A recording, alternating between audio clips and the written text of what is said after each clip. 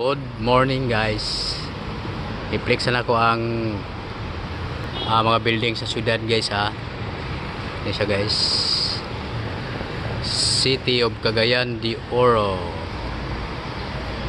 Yun, Yodon Hotel. Yodon Hotel. Yun, condo. Condo, Twin Tower. Twin Tower. At saka yung SM downtown. Downtown. Muli akong SM guys sa downtown guys. Malaki rin guys oh. SM mall. Lapit na siya Osmeña Street, Cagayan de Oro City. Okay guys, thank you for watching. Good morning.